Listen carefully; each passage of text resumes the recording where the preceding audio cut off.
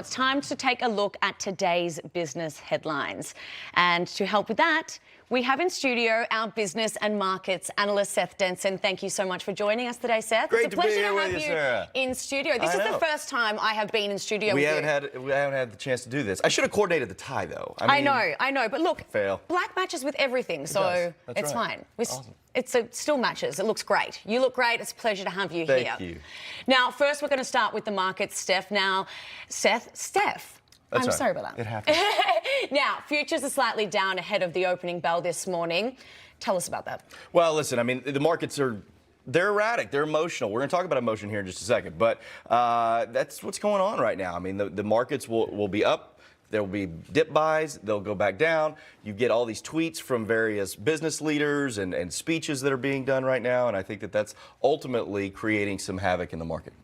And we're going to talk about Jeff Bezos as well, Yeah. the third richest man in the world. He is tweeting now that the probabilities in the economy tell you to batten down the hatches. Now, what does that mean? What can the everyday American do now to prepare for the financial storm that we might have ahead of us? Well, I think the key thing, Sarah, is don't stick your head in the sand and think, oh, well, this isn't going to come, right? We've got the administration out there saying, oh, the economy's great, jobs are up, everything's great. Well, it's not. Everyday Americans realize that there's challenges right now. Don't be emotional. I said emotion a minute ago. The reality is, if your emotional money is not smart money. So as you're thinking about things, you're going to want to make sure you're controlling your money with facts and the things you can control. Don't worry about the things you can't. We're going to talk more about that in the second hour. There's my tease. Nice one, nice one. And Patrick Harker, the Federal Reserve Bank of Philadelphia president, he actually said yesterday as well that the Fed is actively trying to slow the economy. Now, and they're going to keep raising the interest rates as well. Now, they've already done some of the most aggressive interest rate hikes in history. So when are they actually going to bring inflation down? It's going to be a while. Right, it's going to be a while. And this is a terrifying statement out of the Fed, right? We want to slow the economy. The inflation is too many dollars chasing too few things. So there's two ways to solve for that. You reduce the number of dollars that are out in circulation, or you increase the number of things. Now, as an economist, we want the economy to grow. We want prosperity, not it to slow. The reality is that government spending has created this massive issue. We pumped trillions of dollars into the economy. We tried to stimulate economy that we had simultaneously shut down. The only way to really get this inflation down, in my opinion, is to generate more economic growth. Because what the reality is, the government's never going to stop spending. And so that money is going to just keep getting pumped into the system. And let's talk about Elon Musk for a moment as well, because he's never heard of him. He hasn't been making much noise at the moment. Yeah.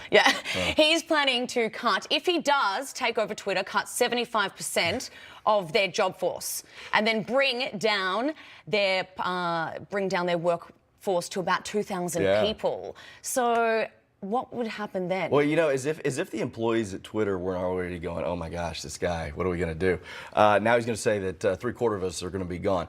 Elon Musk is actually a really good businessman, and he's looking at overall margin. There's a term in the business world we call EBITDA, which is, I'm not even going to try to explain it at 6:30, 7, whatever time it is this morning. But the reality is Elon Musk is looking at the overall margin of things and saying, we are way too top heavy. We've got to get that.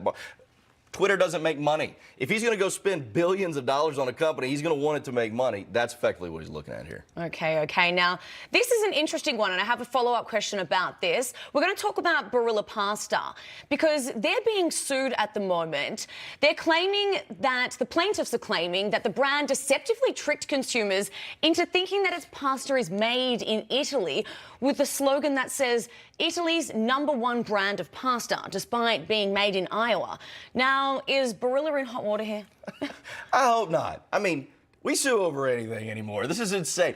What are the damages that these people actually had as a result of buying? By the way, I don't know if it's #1 in Italy. It's #1 in the Denson household. We eat Barilla pasta like crazy, obviously. It's great pasta. It's fantastic. #1 in my household, too. That's right. So, yeah, this is unfortunately the situation where people can sue for anything. This doesn't make any sense to me. A judge did actually approve the class action suit to go forward, which is, to me, just insane. But I want to know, who's to say it's not the #1 pasta in Italy? Well, that's right. Hey, we're in New York. Do you know how many #1 places for coffee you can get?